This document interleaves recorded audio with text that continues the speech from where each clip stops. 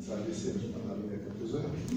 Je l'ai dit non parce que ça fait 20 ans pile que Maï est venu pour la première fois à Grasse. Alors il était venu dans le cadre d'une initiative qu'avait prise le Festival France Méditerranée, qui était Maroc du sujet, en 1999, il y a 20 ans, et donc le roi Hassan II venait de mourir. Et donc Maroc du sujet aux citoyens.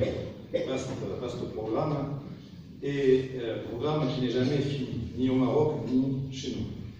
Et donc Maï, à ce moment-là, il était venu, autant que je me souviens, il y avait Soukaina Oufkir, ensuite la fille du général Oufkir, qui est poète, qui est la fille d'un général qui a été maudit après avoir été l'ami de Hassan II, qui a été maudit, qui a dû se suicider parce qu'ensuite il a trahi Hassan II, et qui est la fille aussi de Fatima Oufkir, qui est elle-même. Il s'est suicidé avec deux balles dans le. Oui. Donc voilà. Donc il était avec Soukaina Oufkir, il était avec Abdelak Serran aussi, qui est un grand écrivain aussi, marocain, d'expression française aussi. Et donc, Maï, il était là, il était timide, il avait déjà commencé à perdre, il avait commencé à écrire, il avait 1 ou 2 romans déjà, mais voilà, c'était une personnalité en devenir.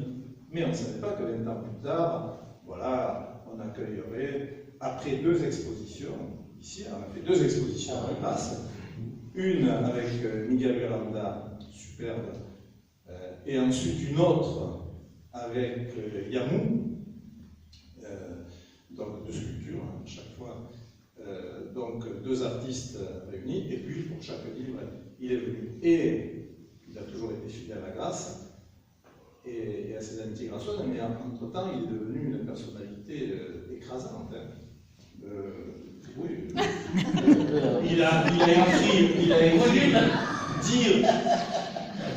Je ne fais pas allusion au volume, je parlais de la qualité. Bon. Donc, il est devenu. Il a écrit 11 romans, il en est au 11e roman. Et il est, en plus d'être un peintre qui est dans de nombreux musées du monde et recherché par les collectionneurs, il est aussi un sculpteur. Voilà.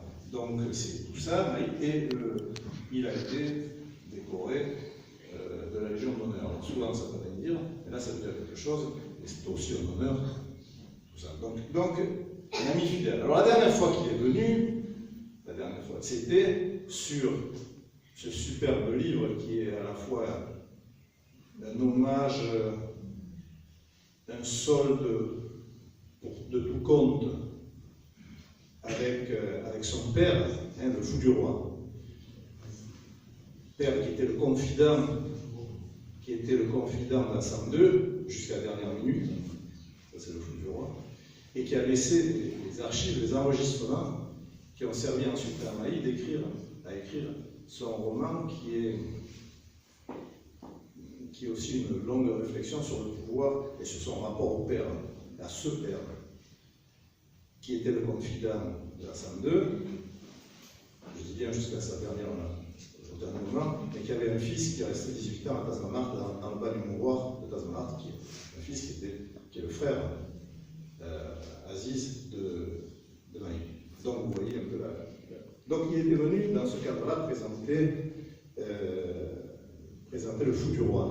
Avant, il était venu pour les étoiles de Sidi Boumen, dont on a tiré un film, Les Chevaux de Dieu, etc., qui porte sur les attentats qui ont eu lieu en 2003 au Maroc. Et ces attentats sont partis d'un bidonville, d'un des 50 bidonvilles de Casablanca, le bidonville de Sidi Boumen. Et je terminerai par là sur la personnalité de Maï, parce que ça me paraît essentiel, c'est qu'il est écrivain, il est plasticien, et il est aussi acteur engagé sur le terrain, et pas n'importe où, dans les bidonvilles, de la création de maisons de la culture au cœur des bidonvilles. Et le premier par lequel il a commencé, français, c'est celui de Sidi Moumen. D'où sont partis les kamikazes, qui se sont fait exploser en 2003. Ce qui est évidemment quelque chose de particulier et d'absolument fabuleux. Il a réussi à monter une, et puis deux, et puis trois maisons qui s'appellent toutes les étoiles. Donc une, d'abord, à Casablanca, dans un milieu complètement, au départ, hostile, hein, et qui fonctionne, avec des milliers d'enfants qui sont arrachés au discours des barbus, qui sont arrachés au discours intégristes, qui sont arrachés à leur misère, qui ont une autre ouverture d'esprit, d'autres horizons. Et lors de la présentation du film à Cannes, sur les chevaux de Dieu, donc sur les étoiles de Sidi Moumen, il y avait les gosses qui ont tourné, les gosses bidonvilles. Et aujourd'hui, ces équipements culturels sont sous la protection des gens du bidonville et des femmes, des mères. Vous voyez un peu. Donc, Maï, il est le pivot qui a créé, donc, dans le bidonville de Sidi Moumen, à Tanger, puis à Fès, puis à Agadir. Donc 4 centres. Et le 5e centre culturel, dans les quartiers les plus difficiles, les plus rudes, politiquement, socialement, etc. Et le 5e, c'est à Marrakech, où il a réussi un tour génial, il nous expliquait un pays, pour récupérer un terrain et des financements, parce qu'il faut aussi des financements pour que ça fonctionne, tout ça. Donc, je veux aussi dire que Maï, c'est ça, c'est pas simplement un romancier, etc. Alors, le roman d'aujourd'hui, c'est un roman qui porte, on peut se dire qu'est-ce qu'il a pris, mais il y a un fil rouge.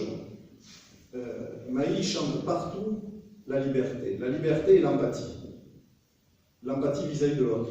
Donc, quand il a écrit Les étoiles de Sidi Moumen, il y en a quelques-uns qui lui ont dit « Oh, tu t'es mis dans la peau d'un islamiste qui s'est fait sauter et qui écrit de l'au-delà. » Mais finalement, tu pardonnes, tu es là en train de faire le jeu des islamistes. Pas du tout, évidemment. Mais l'empathie expliquée, mais pas justifiée. Et là, il réussit un tour de force, c'est d'abord de nous présenter ce que sont les Chirates. Donc, on en parlera après dans le débat, mais il se met dans la peau d'une femme.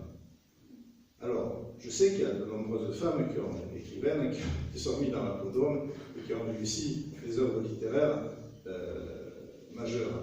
Mais ceci dit, se mettre dans la peau d'une Chirate quand on est un homme, et un homme du Maroc, et d'une Chirate, c'est particulièrement difficile. Voilà. Et il a réussi ça en sortant,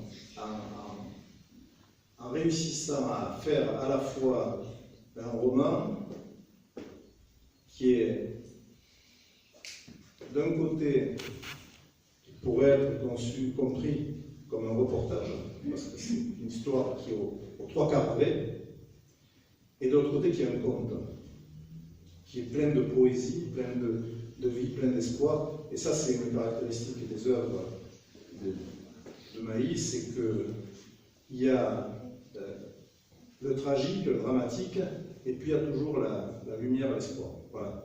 J'ai fini, je passe donc cette présentation qui est trop longue, je passe la parole